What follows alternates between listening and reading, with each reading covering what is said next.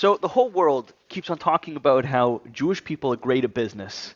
And, instead of fighting it, instead of calling that anti-Semitic, I'm going to go in the opposite direction and I'm just going to own it. If everybody is saying that, then it must be true.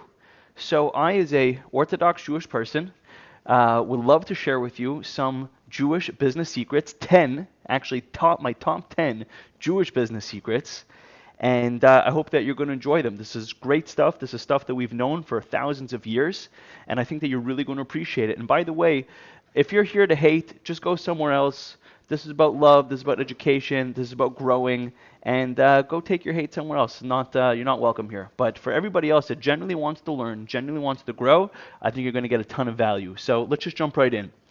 So number one Jewish business secret is we actually have a commandment to teach our children how to earn a living. There's actually two things you have a commandment to.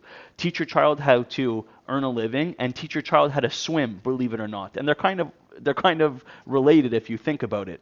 So it says that if you don't teach your child how to earn a living, it's as if you're teaching them how to steal. Because if they don't know how to earn a living, then their only other way to make money is through theft. So teach your children. Fathers have a commandment to teach their sons, to teach their children how to make a living. And that's number one.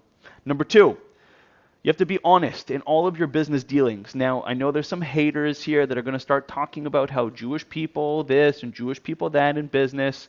But look, you don't get to be in business for thousands of years, and you don't get to top of industries for no reason. And there's only so long that a person could be dishonest until finally it catches up with them. So honesty is something huge. As a matter of fact, in the Old Testament, in the Bible, it says that you have to have honest weights. It used to be in the market, people had different weights to weigh their grain. You cannot have a weight that is incorrect. You must be honest in all your business dealings. The first thing that they ask you in heaven when you go there is, were you honest in your business dealings? Number three is to have a general positive relationship with money.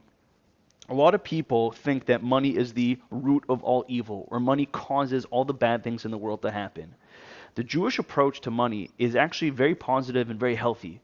We believe that money is a tool to use to build communities, to build family, to build institutions. We believe that there's a very positive relationship with it, instead of looking at it as something that is wrong or something that is dirty or something that we don't talk about. The opposite. We embrace it and we have an extremely positive relationship with it. Number four, we help our community. This is something that people talk about that they don't like about the Jewish community. Well, I have other friends, by the way, from different communities, and they tell me that they literally try to destroy each other when it comes to business. They're not happy to see each other succeed.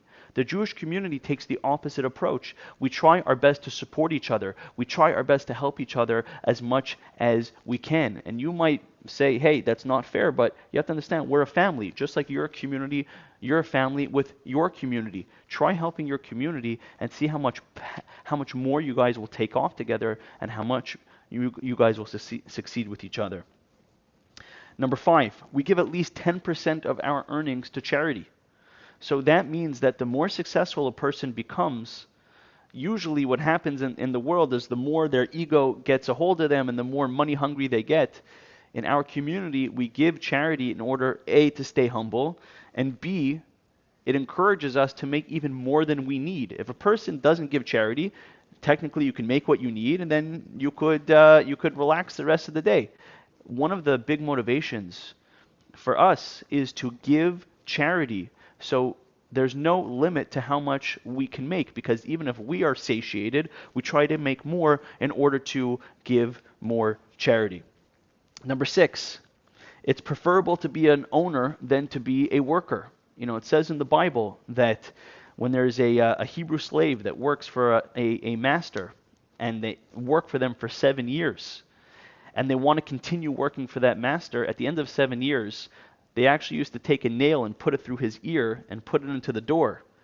Why? Because it reminds the person that really a person should only be working for God and only God should be their master. It is preferable to be an owner, to be a boss, than to be a worker.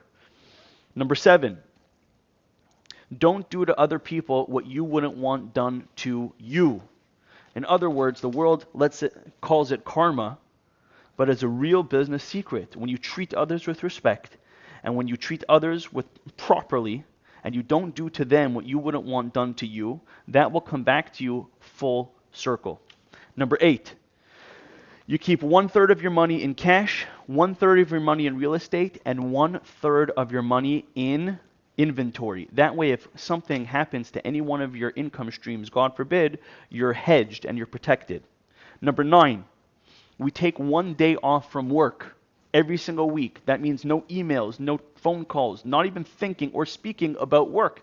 And that day for us is called Shabbat, the Sabbath. That's a day where we recharge, where we rejuvenate, where we don't involve ourselves in business. So that way, when Sunday and Monday morning comes, we are ready to hit the ground with a vigor because we had a chance to have some downtime.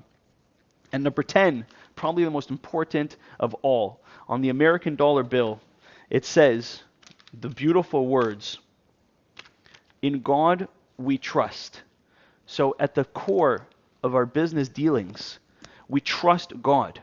We trust God that He's going to give us success. That's why we're not afraid to take calculated risks, because we understand that we are not part of a random cosmic cycle that you could be burned at any given time. No, we trust that there is a creator of the universe. We trust that He will reward us if we try our hardest. He will reward the work of our hands.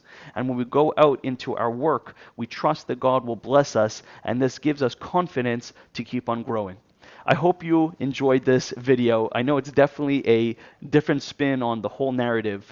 If you did enjoy it, please hit the subscribe button, hit the like button, leave me a comment. If you loved the video, leave me a comment. If you hated the video, leave me a comment. I would love to hear from you guys. God bless you, and thank you for spending this time with me. I wish you a lot of success in all of your business dealings. God bless.